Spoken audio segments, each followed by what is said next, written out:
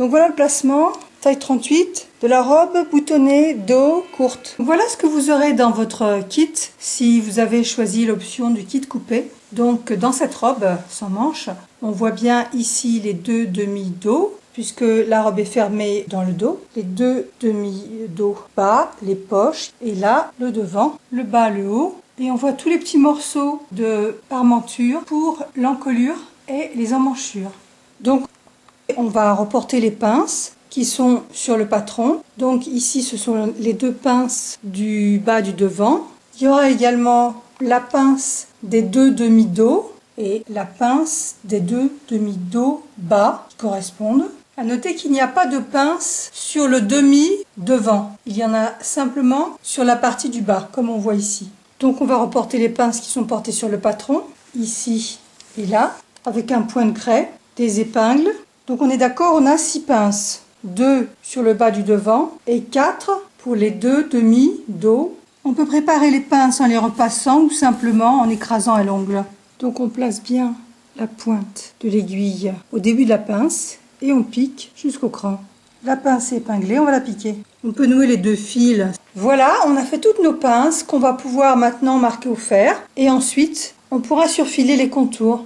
On marque au fer en écrasant la pince vers l'extérieur, en faisant attention à ne pas faire de pli à la pointe. Donc à présent, comme on voit sur cette robe qui est déjà confectionnée, on va surfiler tout ce qui n'est pas rentré. On commence par les poches, donc on surfile les deux poches.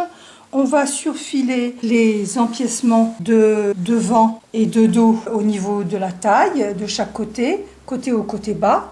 On va surfiler également le bas de l'ourlet. On ne surfile pas les côtés parce qu'ils sont rentrés. On va faire la pince poitrine qui est marquée ici. On va faire voir comment.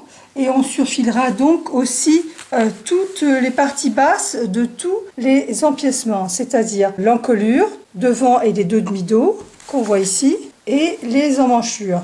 On va faire les deux pinces de devant en marquant toujours avec une épingle comme on a fait pour les autres pinces. On positionne l'épingle et puis on la récupère de l'autre côté. Voilà. Ensuite on va marquer ce point d'une petite croix et préparer notre pince. Et comme on voit ici, on coudra ensuite la pince à 1 cm. Comme on voit, il y a très peu d'embut, il se place tout seul. Donc on trace le trait et on pique le long du trait. Ensuite on repasse la pince, on la place bien vers le haut, puis on la repasse vers le haut. Et ensuite on va surfiler avant de prendre dans la couture côté. Donc après avoir remonté la pince poitrine vers le haut, on surfile le côté, quart de tour et on surfile le bas. Ça c'est le bas donc du demi devant. Là on a surfilé, on a descendu et un demi-tour on surfile le demi devant, le bas, et puis ensuite on remonte vers la deuxième pince. On en profite pour surfiler les coutures d'épaule. De la même façon, on va surfiler les côtés de la jupe. Inutile de surfiler la partie qui correspond à l'entrée de la poche parce qu'il y aura un rentré. Par contre, on surfilera le haut, comme on a dit, et le bas qui est l'ourlet. Donc, concernant la couture côté, à 1 cm du bord, on pique, on s'arrête pour la poche et on repart ensuite à 1 cm jusqu'au bas de la jupe, des deux côtés. Donc ici, on a bien nos deux demi-dos et ici, le devant. Donc on met des épingles, un trait à 1 cm et on pique. Ensuite on va repasser en ouvrant la couture et on préparera l'entrée de la poche. Donc avec une pâte mouille et ensuite on prépare l'entrée de la poche en repliant le centimètre comme ceci. Voilà, des deux côtés. On va coudre ici au bord, remonter et à nouveau une piqûre au bord pour laisser la poche ouverte des deux côtés, donc une petite surpiqûre sur l'envers. Donc voilà la fente pour la poche. Ensuite on va épingler les fonds de poche sur les repères. La partie de l'avant, puisque là le dos est boutonné, on est d'accord, la partie de l'avant c'est la plus grande. C'est normal puisqu'on met la main dans la poche vers l'avant. Donc on prend les repères. On est juste au bord pour le haut, par contre pour le bas il y a plusieurs centimètres. Un peu plus de 6,5. On positionne, on va épingler et ensuite on piquera. Voilà, on prépare donc les deux poches. Donc on en profite pour replier le centimètre du milieu dos et ensuite la parmenture. Donc pour cela, on voit que nous avons le centimètre de repli, puis la parmenture. Ici on voit le cran à 4 cm. Donc on va la replier. Donc on va bien écraser à la pâte mouille. Maintenant on va travailler sur le haut. Assembler les coutures côté et les coutures d'épaule. On a ici nos deux demi-dos. On trace nos traits à 1 cm pour la couture d'épaule et la couture côté. Et on pique le long de ce trait. Donc là, on voit qu'on a la pince de l'autre côté, qu'on laisse vers le haut. Ensuite, on ouvre les coutures d'épaule, on repasse à la pâte mouille et on repasse la couture côté. Ensuite, on va replier la parmenture dos avec 1 cm et 4, comme on a déjà fait pour le bas. Voilà. Donc maintenant, on va assembler les propretés d'encolure et d'emmanchure. C'est-à-dire qu'on va coudre ici et là, mais pas le dos qui reste ouvert. Et puis pour les emmanchures, le bas et le haut. Donc là, on voit le devant et là, on voit le dos. Un trait à 1 cm et on pique. On repasse ensuite les coutures qu'on vient de faire, couture ouverte. Ensuite, poser la parmenture d'encolure sur l'encolure. Donc en mettant une épingle déjà aux épaules, au milieu et en répartissant bien la première épingle. Donc on épingle et on voit que dans le dos, la parmenture arrive juste au bord de ce qu'on a déjà préparé. On prépare la couture en faisant des petits traits à la craie, à 0,8 du bord, comme indiqué sur le patron. On peut bâtir ou sinon on pique directement. Donc arrivé à l'encolure dos, on ne pique pas sur le rentré, on l'ouvre et on pique de là à là. Donc on va dégarnir un petit peu ensuite et ensuite on retournera la parmenture. Donc on repasse un peu au fer avant de retourner. Voilà, on repasse au niveau du dos, le petit rentré sur ces quelques millimètres qu'on a laissé. Et ensuite, on va pouvoir retourner, replier et rabattre. On fait tout le tour de l'encolure. Au niveau des coutures, on a bien dégarni pour bien pouvoir écraser le niveau où il y a plusieurs épaisseurs. On roulotte un peu avec les doigts pour que ce soit bien plat et qu'il n'y ait pas de tissu dans la couture. Ensuite, on va surpiquer au bord de l'encolure, tout autour, de là jusqu'à l'autre côté. On a donc la surpiqûre et on s'arrête au milieu dos. Et maintenant, on va faire pareil pour les emmanchures, c'est-à-dire qu'on va mettre la parmenture. Alors, il faut déjà bien les identifier. On a remarqué que le devant était beaucoup plus creusé. Donc, on va positionner sur le devant du vêtement. Ici, on a le dos qui est ouvert. On est d'accord au résultat, on doit avoir ça. C'est-à-dire que à l'intérieur, la couture doit être dans ce sens-là. Et donc, positionnée sur le devant. Et même chose à la couture d'épaule. Ça, c'est le résultat.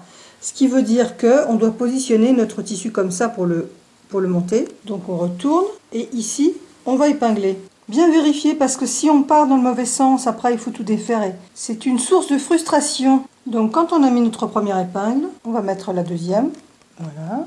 Donc on met toutes nos épingles. On est d'accord que l'autre côté, on a la parmenture. On a fait couture de dessous d'emmanchure, couture d'épaule et ensuite dans les intervalles.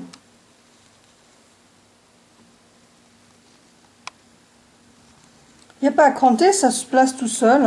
On fait de même avec le deuxième parement d'emmanchure. Toujours la partie creusée qu'on va mettre sur le devant. Voilà, maintenant on va piquer à 0,8 sur le patron. Ensuite on repasse. Avant de retourner, on va retourner. Puis on va épingler ou bâtir et puis surpiquer au bord. On peut dégarnir un peu. On vérifie qu'il n'y a pas de tissu qui reste dans le pli de la couture. On est prêt à surpiquer. Ça commence à être joli et à prendre forme. Donc après la première surpiqûre, on a fait une deuxième piqûre à peu près 8 mm pour bien tenir la parmenture. On fera celle de l'encolure plus tard. On a une première surpiqûre là, on en fera une autre tout à l'heure. On va à présent assembler la couture de taille. Donc on va positionner la jupe sur le haut. On ouvrira ce qu'on a préparé, donc la parmenture dos, les deux parmentures dos, et on piquera à 1 cm. Voilà.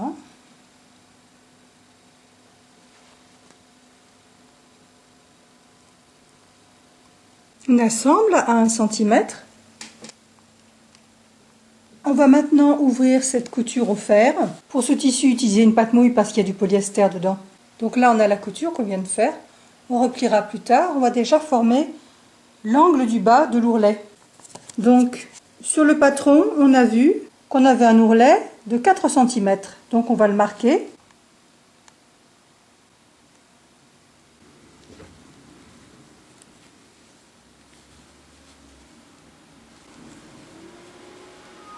Donc on a marqué l'ourlet.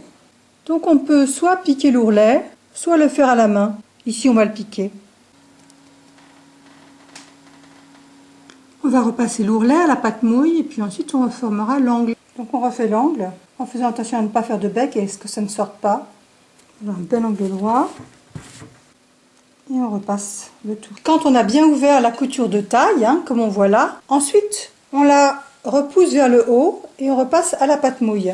Et ensuite on surpiquera à 0,8 du bord.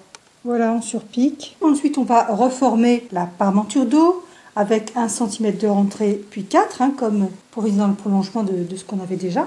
Et ceci des deux côtés. Donc maintenant on va surpiquer à partir de l'encolure. Ici on est en haut. On est donc au milieu dos. On va surpiquer tout le long. Là on arrive à la taille. Et quand on arrivera là, il faudra qu'on ferme ça. On piquera là et on fera un petit retour.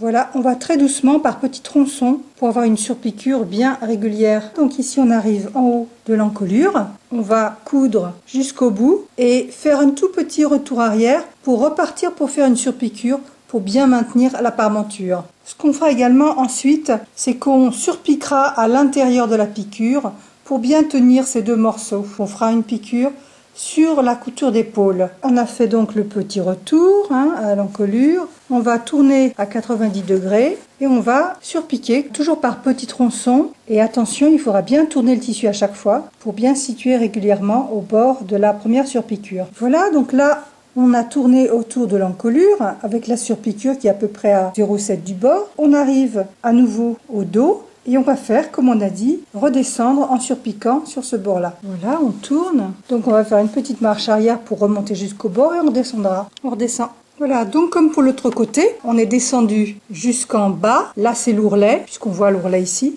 Donc on va piquer ici et un petit retour pour terminer par un petit point arrière. Donc on enlève les épingles, on va à nouveau bien repasser toute la robe et ensuite on s'occupera des boutonnières. Donc là on est à la couture d'épaule, ne pas oublier de renforcer la piqûre pour tenir bien les éléments. Sinon on peut baguer avec un petit point à la main si on préfère, là et là. Ensuite on enlève bien tous les fils, on coupe bien tous les fils. Donc les boutons seront à droite comme on voit ici. Et donc nous, on va devoir faire les boutonnières à gauche, comme on voit sur cette robe. Il y a dans la taille 38, 5 boutons pour le haut et ensuite 5 boutons pour le bas qui sont répartis comme indiqué sur le patron. On va voir comment. Les boutonnières sont à 1,8 du bord. Vous allez ici reporter 1,8 pour placer toutes vos boutonnières en hauteur. Pour la répartition, pour le haut, le premier bouton est à 1 cm. Donc la couture étant ici, c'est ce qu'on voit ici. Ici, on est à 1 cm du bord. Ensuite, on a un espace de 8 entre le premier et le deuxième point qui représente l'endroit de la boutonnière. Et ensuite, on a 4 x 9. Donc ce qui nous fait 5 boutons. On y va. Le dernier doit être juste au-dessus de la piqûre de milieu. Donc pour le bas, premier espace de 7 à partir de la ligne de couture, puis 8.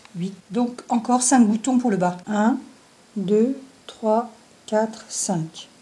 Et là on a environ 7. Ensuite, on fait nos points à 1,8. Voilà, 1,8. On marque toutes les boutonnières, le départ des boutonnières à 1,8. Et donc selon la machine, on va faire nos boutonnières avec ce bouton. Et ensuite, on va poser les boutons en face. Voilà la robe finie. Le devant, les poches et le dos avec les boutons. Alors là, elle est assez courte parce que le mannequin est grand.